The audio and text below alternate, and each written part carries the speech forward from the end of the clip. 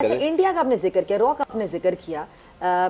अब तो रॉ की जो कार्रवाइयां हैं वो बाकी इंटरनेशनल बाकी ममालिक में भी पकड़ी जाने लगी हैं। बेनकाबी कनाडा की एग्जांपल, अमेरिका की एग्जांपल अभी आपके सामने, जो इनके खालिस्तान तहरीक के लोग हैं उनको किस तरह टारगेट, उनके कत्ल की मनसूबाबंदियां कैसे की जाती हैं और इनका नेटवर्क कैसे दूसरे ममालिक में काम करता है और इनके ऑफिसर्स इस काम के लिए लगे हुए हैं। हमारे यहाँ कुलभूषण जीती जाती एग्जाम्पल है। तो अब वक्त नहीं कि हम इस केस को मजीद हाईलाइट करें, क्योंकि दुनिया भी अब इस चीज को समझ चुकी है, जिसको बारहा हम समझा रहे हैं और अरसा दराज से समझा रहे हैं। मेरे ख्याल में आप ये जो खास अब नई डेवलपमेंट हो रही है, ये राइट टाइम नहीं है क्या कि हम इस पर मजीद आवाज उठा लें? सबसे पहले जितने यहाँ पर एम्बेसडर हैं इस्लामाबाद में दूसरे मुल्कों के, उनको ब्रीफ करना चाहिए कि this is what India is doing with us, ये करें। अब तो उनके ममालिक में खुद ये ब्रीफिंग स्टार्ट हो चुकी है ना। आप कनाडा की एग्जांपल देख लीजिए, खुद अमेरिका की। हाँ जी। तो इसके बाद डोजियर तैयार करें फैक्ट एंड फिगर के साथ और फिर लेके जाएं यूनाइटेड नेशन में, आप अपना ओआईसी में लेके जाएं, बात करें, बताएं इंडिया कैसे हमारे में इंटरफेयर कर रहा है, टेररिज्म कर रहा है। ओपनली भी कहते हैं बलूचिस्तान में हम करेंगे, बलूचिस्तान को खुदा ना खास्ता। और नरेंद्र मोदी की स्टेटमेंट्स थी बलूचिस्तान के हवाले से, वो किसी से ढकी अजीत डोवाल की देख लें, उसके बाद सुब्रमण्यम की देख लें, हर एक बातें करते हैं। तो आई थिंक अभी एनफ इज एनफ। और जब वहाँ पे इलेक्शन होते हैं तो आपको पता है इलेक्शन से पहले तो उनका तो एक ही कार्ड होता है, या कश्मीर पे जुल्म बढ़ा दिया जाए या पाकिस्तान बैशिंग और स्टेज ड्रामा करें और उसके बाद वो आके पाकिस्तान में स्ट्राइक करें और वो वोट बैंक लें। उसके लिए तो वी आर ऑल रेडी। लेकिन मेरे ख्याल में ये अब वक्त आ गया कि हमें बड़ा स्ट्रॉन्ग स्टेप लेना चाहिए। फॉरेन ऑफिस को, मिनिस्ट्री ऑफ इंटीरियर को मिल के डोजियर तैयार करें और वो करें। और ये एक नहायत ज़रूरी चीज़ है। Pakistan can not afford it. Pakistan first. हम पाकिस्तान हैं, हमारे अवाम है, उनके लिए हमने करने हैं, उनकी लाइफ प्रॉपर्टी के लिए। इसलिए नाउ वी शुड इंश्योर के तमाम फॉरेनर्स जितने मुल्कों के हैं they should go back to their country. और पाकिस्तान हमारे पे कितना बड़ा बहुत 40 लाख लोगों का अगर आप फूड ग्रेन ही लगा लें तो आपको कितनी गंदम चीनी क्या चाहिए आपको उनके लिए फीड करें। तो I think this high time we should have to listen. ठीक है। अच्छा, आगे 2.5 से 3 मिनट है, मुझे प्रोड्यूसर साहब बता रहे हैं, तो ज़रा इंतखाबात के हवाले से भी बात कर लेते हैं। अब ये तो क्लियर हो गया कि इंतखाबात उसी तारीख पर हो रहे हैं जो तारीख दी गई थी, आगे नहीं जाएंगे। अच्छा, ये समझ आई आपको, ये जो ये पीटीआई वालों को पहले इंतखाबात की तारीख लेने की जल्दी थी, फिर दरख्वास्त गुजार साहब ने वो खुद चले गए कोर्ट में, फिर खैर सुप्रीम कोर्ट ने टाइम पर, मैं कहती हूँ, अच्छा डिसीजन कि हम इंतखाबात आगे नहीं जाने देंगे और जमहूरियत को डीरेल करने की जो साजिश को नाकाम बना दिया गया।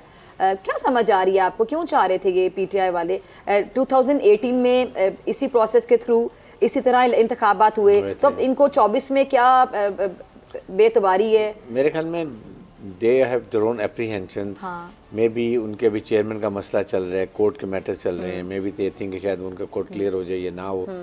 तो ये चीज़ें रिजल्ट, लेकिन इलेक्शन मेरे ख्याल में जो टाइम और डेट दी है, निगरान सेटअप का काम एक ही है, आपने डेट दी और उस डेट पे जो आपने दे दी हम वो कराएंगे इलेक्शन।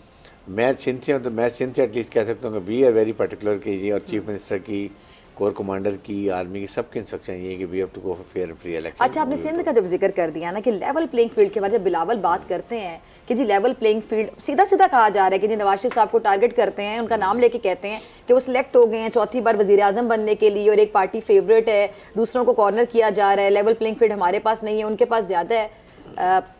फिर जो मुखालिफिन, उनके मुखालिफिन लाइक जिन पे वो अटैक कर रहे होते हैं, तो वो बदले में जवाब ये देते हैं कि फिर सिंध में भी level playing field Peoples Party के अलावा किसी को नहीं मिल सकी। अब ये तनकीद आपके निगरान सेटअप पे भी हो रही है। देखिए, मैं तो बड़ा क्लियर कह रहा हूँ कि पंजाब की मुझे नहीं पता, I am not concern. Sindh में everybody will get equal opportunity. Election होंगे, हम उसी तरह सख्ती करेंगे, बैलेट बॉक्स के ऊपर सिपाही होगा, रेंजर्स होगी, पुलिस, हमारी आर्मी रिजर्व बैठे होंगे।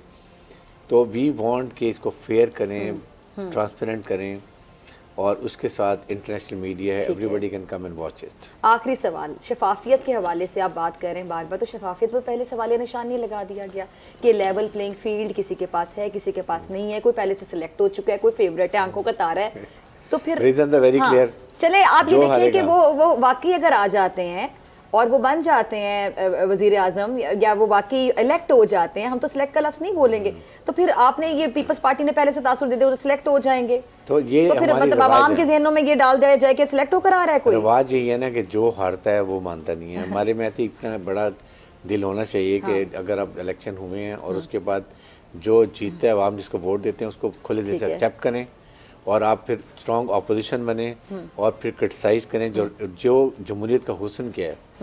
Strong government, strong opposition. हुकूमत जो पॉलिसी करे उसको वो क्रिटिसाइज करे, that is what it is. Negative politics नहीं करें, और जहाँ तनकीद पर आए तनकीद ना करें, और तनकीद पर जहाँ इस्लाह करें। नेशनल का नेशनल सिक्योरिटी, नेशनल एम का पॉइंट है, पाकिस्तान की बात है, एवरीबॉडी शुड बी यूनाइटेड, ठीक है। And that is what is the enemy narrative. अच्छा, आपने बड़े दिल की बात की। सियासतदानों का दिल इस लिहाज से बहुत बड़ा होता है कि अभी एक दूसरे पे तनकीद हो रही है, कल को इकट्ठे बैठ जाएंगे। ये पीछे आपको सारा आपने और देखा फिर तो है। एक स्टेटमेंट जरूर देते हैं कि मुल्क के और अवाम के वसी तर मुफाद में हमने ये डिसीजन लिया। ये किया, लेकिन आगे भी देख रहे हैं आप इन सबको इकट्ठा।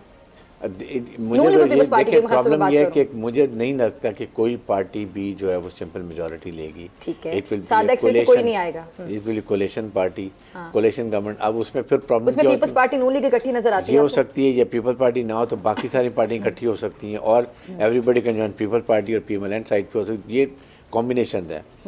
बट इशू ये है कि नेशनल इशूज के ऊपर everybody should be one.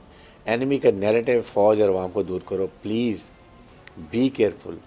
Strong military symbol of strong federation. Pakistan की मजबूती के लिए अपनी फौज का साथ दें।